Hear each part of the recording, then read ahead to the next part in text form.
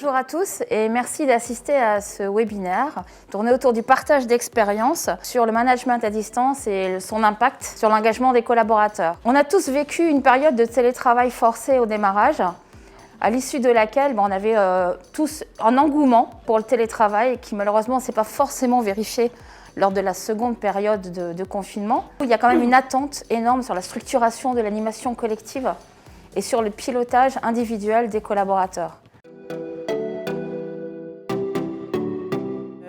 Une grosse partie de nos effectifs sont des cadres et se sont très rapidement mis à travailler de chez eux au moment où on a vécu tous le premier confinement. Certaines équipes R&D, et pour lesquelles il fallait quand même être sur le site, se sont organisées très rapidement, un peu en mode start-up finalement, où ils ont déménagé ces outils, ceux qu'on pouvait transporter chez eux, et ils ont recréé finalement des espèces de petits labos chez eux pour pouvoir continuer à mener à bien ces projets. Il y a une partie de nos collaborateurs un peu particulières qui sont ceux de nos centres d'appel. Il a fallu réussir à ce que nos conseillers clientèle puissent se connecter sur les systèmes et continuer à prendre les appels des clients, essentiellement en utilisant leurs ordinateurs personnels.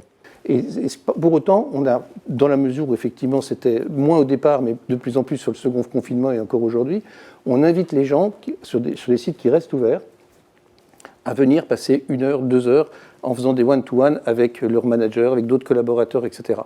Et à chaque fois, tous les gens qui reviennent nous disent j'ai bien fait d'y aller, ça m'a fait du bien. C'était rigolo parce qu'on avait prévu tout un plan de déploiement de Teams tout début 2020 avec des jalons tout au long de l'année. On va former les collaborateurs. Là, en 48 heures, le plan de déploiement, il était réglé. On n'a eu aucun problème de est-ce que lui, il travaille. Vraiment, on savait que tout le monde bossait et que ça bossait dur. Sur le long terme, c'est comment est-ce qu'on continue d'apprendre, comment est-ce qu'on s'abîme pas trop avec ces flux de réunions ininterrompus et comment le manager peut gérer le fait de ne pas avoir sous les yeux les signaux faibles qu'il pouvait percevoir avant. Comment on peut donc trouver encore de la valeur ajoutée et accélérer la valeur de ce qu'on crée en collaboratif, mais surtout de se poser la question, de se dire, quand je viens en présentiel, c'est pourquoi faire ?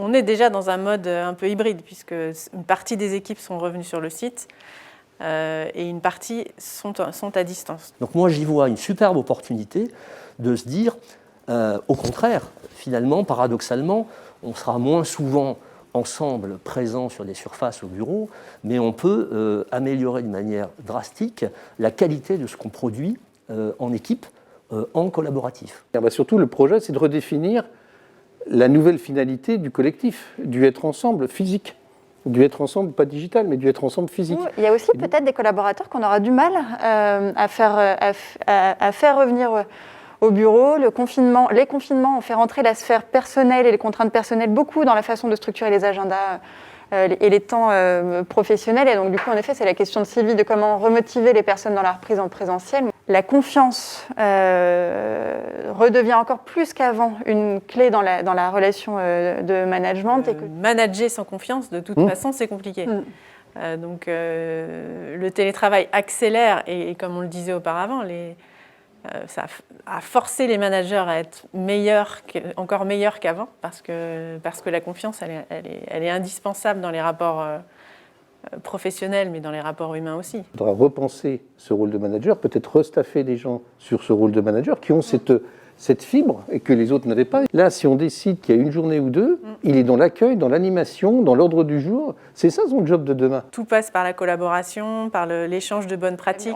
On va parler de plus en plus d'organisation apprenante. On en parlait déjà beaucoup d'intelligence collective et que c'est une des clés pour... Absolument. Pour apprendre, pour faire des retours d'expérience, pour s'arrêter, se dire qu'est-ce qu'on a appris, qu'est-ce qu'il faut qu'on change et comment on progresse en avançant. Avec l'ensemble des collaborateurs, quelle que soit la fonction, très à plat, très en échange, en collaboration, pour qu'en permanence, sur un espèce de process qualité quelque part, on arrive à s'ajuster aux contraintes, aux opportunités et que les gens puissent en parler librement. Voilà. Tout ça, ça montre que pour nous, Over the Moon, qui travaillons un peu tous les jours sur ces sujets de leadership collaboratif, qu'il y a des nouvelles pratiques managériales dans lesquelles il faut savoir accompagner ces équipes pour pouvoir réussir ce management à distance qui n'est vraiment pas évident pour personne.